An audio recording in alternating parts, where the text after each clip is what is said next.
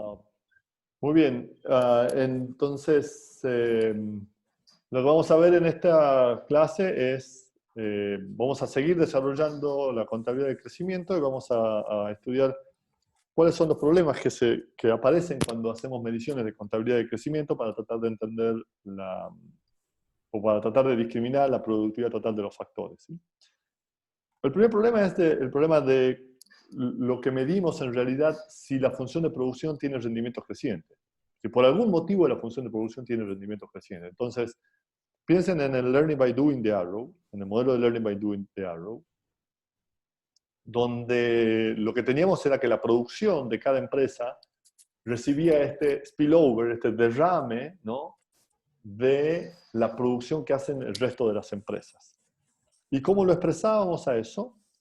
Recuerden, lo expresábamos, aquí tenemos una forma muy simplificada, donde, fíjense, está el capital de la empresa I, la producción de la empresa I depende del capital de la empresa I, depende del trabajo de la empresa I, depende de la tecnología, y acá aparece este efecto de derrame que depende también de la experiencia o de la cantidad de producción que hacen las otras empresas. Y esto era el learning by doing, ¿de acuerdo? Entonces acá está K, donde K es la sumatoria de todos los KI, digamos, de todo el capital acumulado de las empresas. Entonces fíjense que la producción de una empresa se encuentra acelerada cuanto más empresas producen. Entonces veíamos este modelo de Arrow. Entonces, si esto es lo que está pasando en la economía, recuerden, piensen que en este tipo de economía el precio de los factores está dado por los productos marginales, ¿no es cierto? Entonces nosotros tenemos, si esto es así, recuerden que si el precio de los factores está dado por los productos marginales, tenemos que el precio de capital es igual a... es el producto marginal, ¿no es cierto?, de todo esto que está acá. El producto marginal, piensen el producto marginal de esta función de producción, ¿no es cierto?, de K es igual a alfa A por KI a la alfa menos 1 por K mayúscula a la beta por LI a la 1 menos alfa, ¿no es cierto? Que si yo al producto marginal lo multiplico por KI y lo divido en KI, noten que al multiplicar todo por KI me queda alfa por A, KI a la alfa, K a la beta, LI a la 1 menos alfa, todo partido en KI. Y este término que está acá arriba no es otra cosa que I, por lo tanto me queda alfa I partido en KI.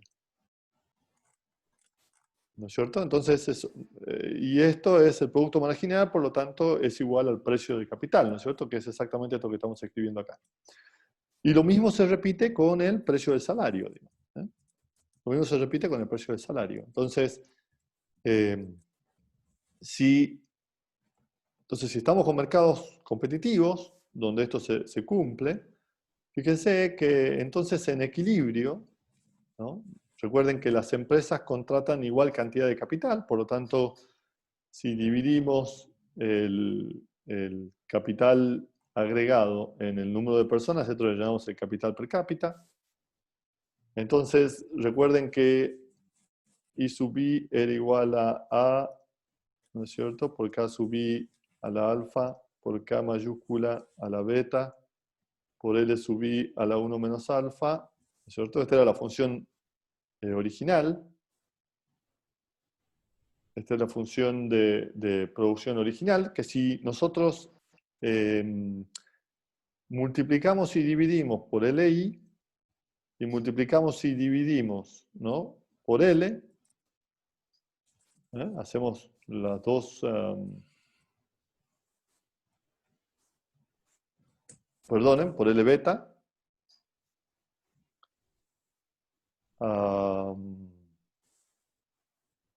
por L beta, y perdonen, esto es I por LI a la alfa. Entonces, si yo multiplico y divido por esto, noten qué me va a quedar, digamos. Este LI al alfa que está dividido abajo me va a quedar, ¿no es cierto? I sub I es igual a, me va a quedar KI a la alfa partido en LI a la alfa. ¿Eh? Me llevo este LI. Por K mayúscula a la beta partido L a la beta, me llevo este acá. Por LI a la 1 menos alfa más alfa me queda por LI por L a la beta. Y entonces este cociente que está acá se transforma en A por K sub I, porque ahora es el capital per cápita, por el capital de agregado per cápita, LI, L a la beta. ¿Sí? Entonces, esto no es otra cosa que esto que está acá. Y entonces, si hacemos un poco de álgebra, ¿no es cierto?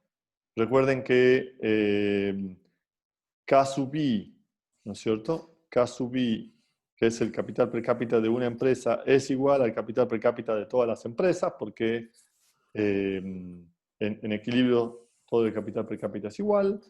Entonces, la función de producción queda expresada de esta manera. Y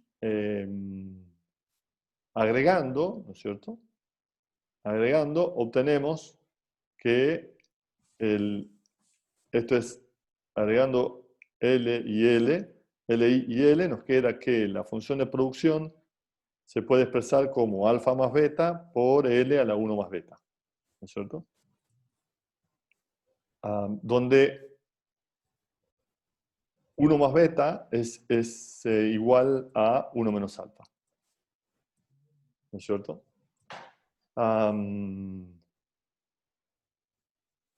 ver, no es que uno, déjeme que sea más preciso acá, no es que necesariamente esto sea igual, lo que ocurre es que, recuerden que esto es A por K mayúscula partido en L mayúscula, esto es alfa más beta y esto es alfa más beta, por L a la 1 más beta, ¿no es cierto? Entonces, si yo saco este L y lo paso acá abajo, me va a quedar aquí, me va a quedar L, 1 más beta, menos alfa, menos beta. Este beta se va con este beta, me queda 1 menos alfa y me queda este término que está acá. Entonces, me queda esta función de producción. Y esta función de producción es un resultado que ya lo conocemos, digamos, esto es básicamente lo que habíamos hecho ya con el modelo de Learning by Doing de Arrow. Fíjense, lo que tiene es que es A por K a la alfa más beta, ¿no es cierto? Y nosotros sabemos que cuando alfa más beta, si alfa más beta era mayor que 1, acá teníamos rendimientos crecientes. ¿Bien? Entonces, si hacemos contabilidad de crecimiento sobre esta función de producción, que tiene rendimientos crecientes, lo que nos va a ocurrir, ¿no es cierto?, es que nuestro cálculo de la TFP va a tener ahora este alfa más beta aquí adentro. O sea, ya no es como nosotros recuerden que el cálculo de la productividad para nosotros era igual a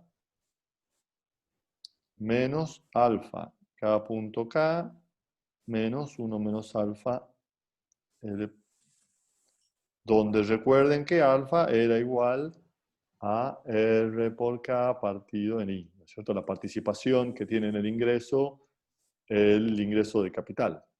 Entonces, noten que lo que ocurre, ¿no es cierto?, al tener rendimientos crecientes la función de producción, es que efectivamente estamos introduciendo un sesgo en el cálculo de la productividad total de los factores. O sea que estrictamente la productividad total de los factores, o lo que tenía solo en mente, debería, cuando nosotros lo hagamos, es importante, pero cuando nosotros lo hagamos, nosotros vamos a hacer así, o sea, vamos a poner el alfa y el 1 menos alfa. Entonces lo que vamos a estar haciendo es vamos a estar transmitiendo a la... O sea, nosotros vamos a estar reportando que esto es la productividad total de los factores. Déjeme que yo lo llame A punto A. Nosotros vamos a decir, vamos a reportar, miren, esto es la productividad total de los factores.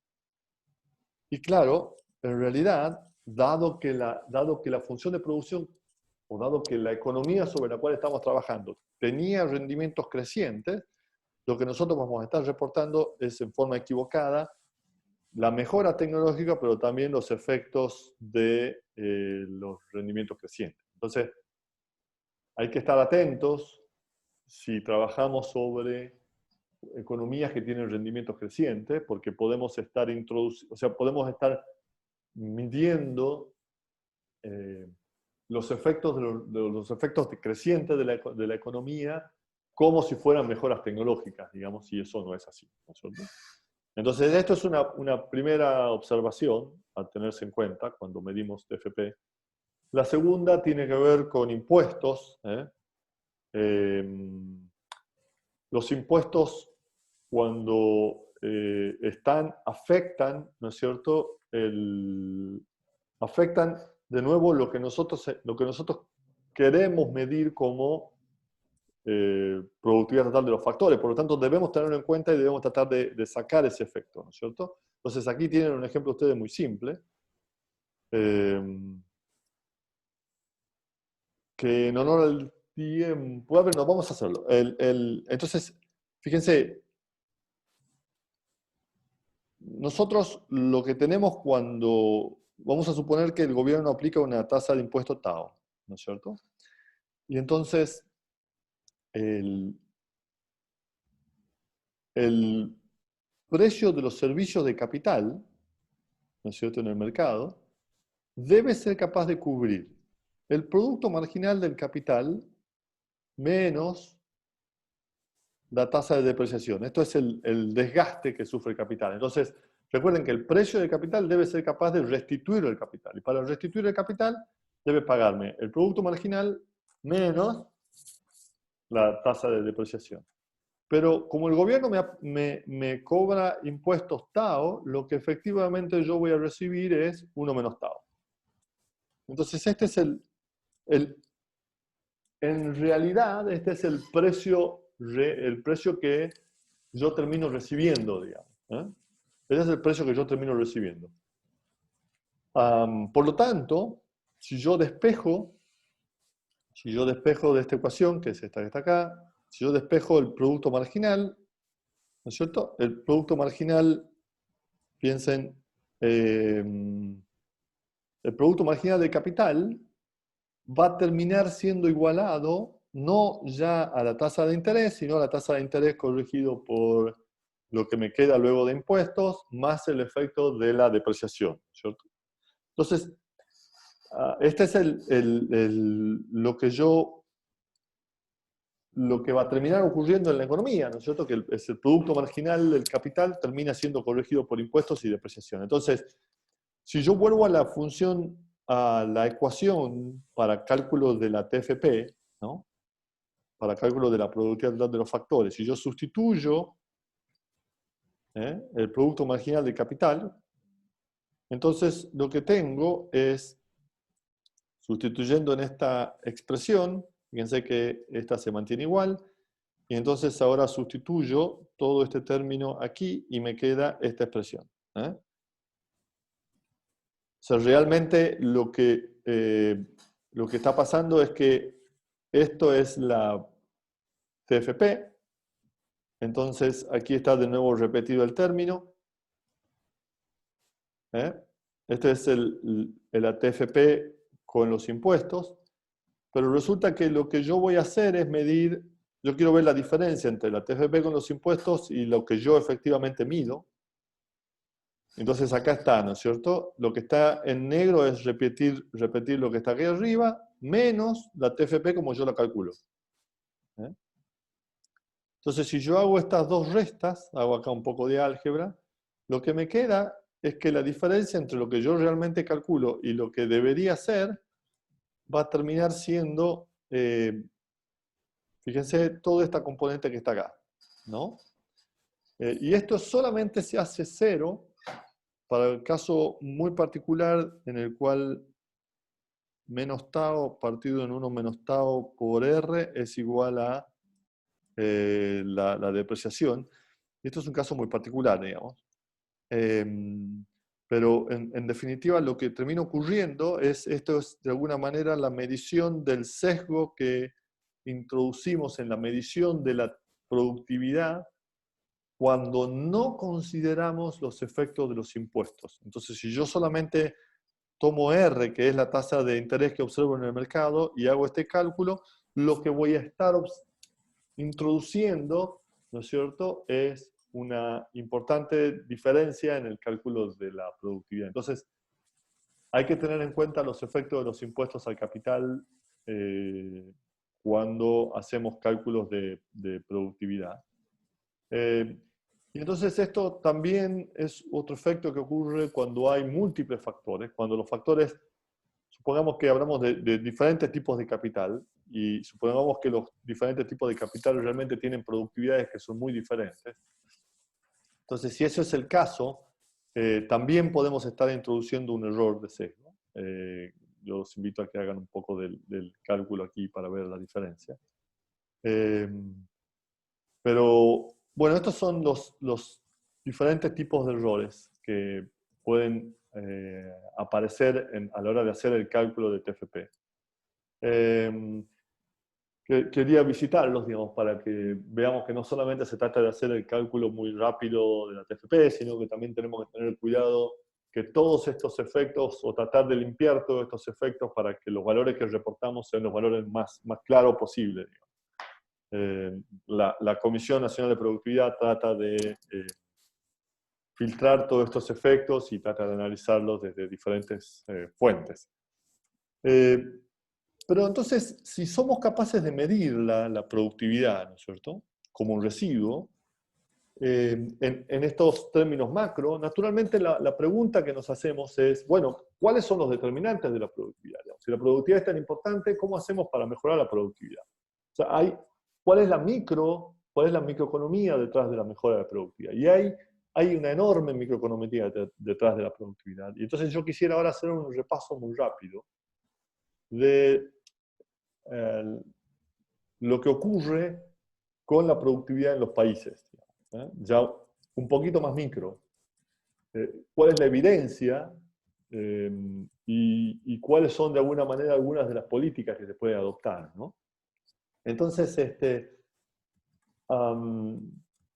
acá volvemos al concepto de productividad, ¿no? El concepto de productividad y las complicaciones para medirla. Normalmente usamos ratios simples de productividad, como la productividad del trabajo. Y entonces, estos ratios simples tienen, como ya mencionábamos, tienen algunos problemas, que la productividad es diferente según los factores complementarios que se utilizan, ¿no? Entonces, nada, si la productividad es por trabajo, si el tipo de trabajo, entonces todo esto genera complicaciones. Y entonces, por eso es que se pone mucho énfasis en la medición como la TFP, porque de alguna manera es invariante a la intensidad del uso de los factores que se observan, ¿no? Como ya habíamos conversado, digamos. Entonces, trabajar a través de la TFP genera esta ventaja de que la medición es invariante a cuán intenso se utilizan los factores. Esto básicamente nos pone en el escenario de por qué se prefiere usar más bien TFP en lugar de ratios simples, ¿no? Pero ¿qué hay detrás de la productividad? Entonces, los datos son súper interesantes. Entonces, si uno mira, por ejemplo, Estados Unidos, estos son datos del 2010, ¿no? Y toma la TFP para todas o para una buena cantidad de empresas, ¿no? Y se encuentra con que la TFP no es la misma para todas las empresas, sino que la TFP cada empresa tiene TFP diferente. De hecho, si uno grafica, ¿no es cierto?, hay como una distribución de TFP. Entonces piensen una cosa así. ¿No? Entonces esto es TFP y esta es la distribución. Entonces hay La cosa interesante es que hay empresas que son muy productivas y empresas que son muy poco productivas. Entonces, si yo divido esta distribución en 10 deciles, ¿no? Y, bueno, o en 100 percentiles, y tomo eh, lo que hay en el percentil 10 y lo comparo contra el percentil 90, lo que se encuentra para Estados Unidos es que la diferencia de TFP es de 1.92 veces. Piensen lo que significa esto.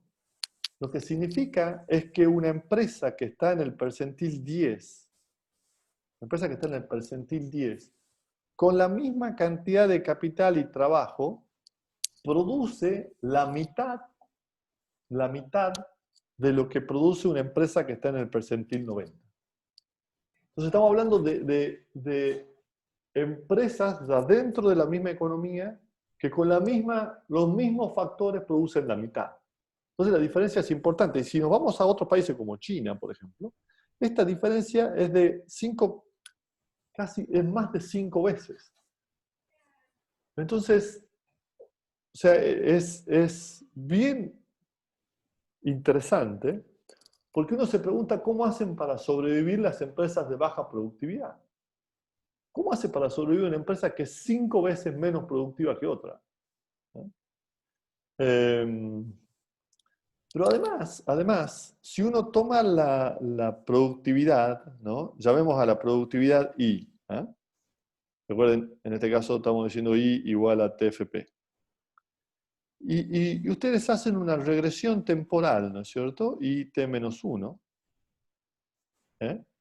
Y hacen esta regresión para la productividad de muchos años. Lo que van a encontrar es que este alfa está entre 0,6 y 0,8. ¿Eso qué quiere decir? Que la persistencia es muy alta. Es decir, si yo fui productivo el año pasado, este año también soy productivo con un 80%, entre un 60-80% de probabilidad, digamos. O sea, mi pérdida de productividad es baja. ¿Y eso qué quiere decir? Digamos que, en realidad, fíjense, hay empresas que la productividad adentro de una misma economía es muy grande, la diferencia. O sea, hay empresas que son muy poco productivas y empresas que son muy productivas. Y además esa diferencia se mantiene en el tiempo. ¿Eh? Entonces, una de las preguntas que uno todavía se hace es cómo sobreviven las empresas de baja productividad. ¿Eh? ¿Cómo hacen para sobrevivir durante tanto tiempo? Digamos, estas diferencias para que se mantengan durante tanto tiempo. Entonces es una de las cosas interesantes de estudiar cuando uno estudia productividad. Entonces lo cierto es que lo que determina la productividad tiene como efectos externos y efectos internos a las organizaciones. ¿No? Hay factores que juegan un rol adentro de la organización y hay factores que juegan roles afuera de la organización. Y todos ellos condicionan la productividad. Entonces, si miramos a los factores internos, ¿eh? Vamos a mencionar así una lista nada más de factores, no nos vamos a detener. Pero las cosas que se entienden que generan incrementos de productividad son buenas prácticas de gestión y atracción de talentos, ¿no? Cuando la competencia de alguna manera es intensa, hacen que se adopten buenas prácticas y esas buenas prácticas generan incrementos de productividad. ¿Sí? Cuando una cosa negativa que se observa es que cuando los CEO no son, o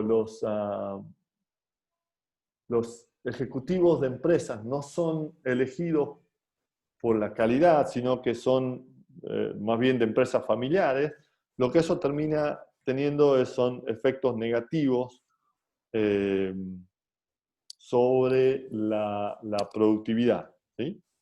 Entonces, normalmente los procesos de selección de talentos, cuanto más transparentes, lo que terminan haciendo es terminan generando efectos de alta productividad. Mayor calidad en el trabajo en general genera, cuando la calidad del capital humano mejora, ¿no? En general mejora la productividad. ¿Eh?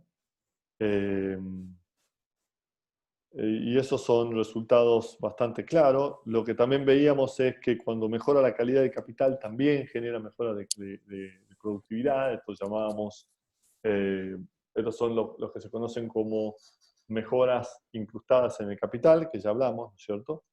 Eh, entonces, fíjense, cada año, ¿no?, las mejoras de capital generan más o menos entre un 8 y un 17% de mejoras de productividad, ¿eh? O sea, por renovación de capital hay mejoras de productividad, entonces efectivamente hay un efecto derrame de la mejora de capital. La tecnología de información, esto ha sido la variable clave en la mejora de productividad en los últimos años.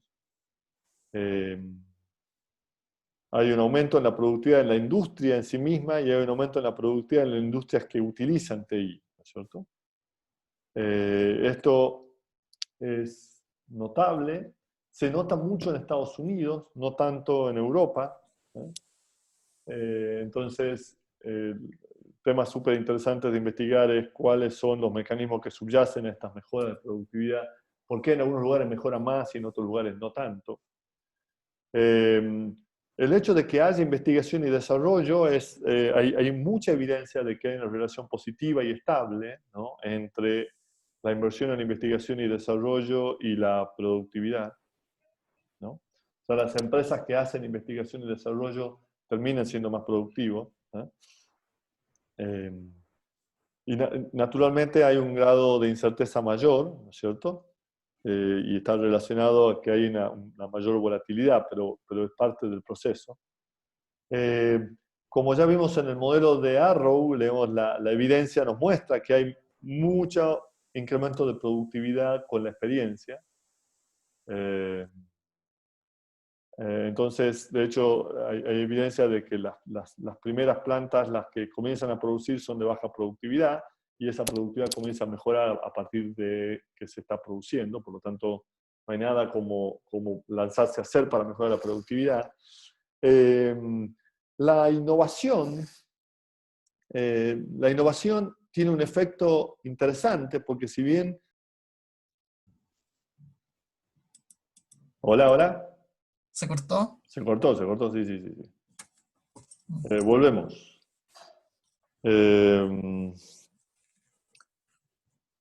Vamos a ver.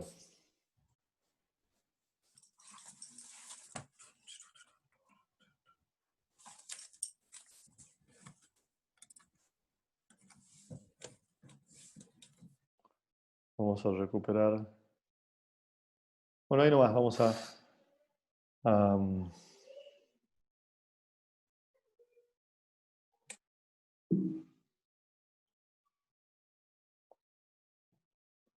esperen.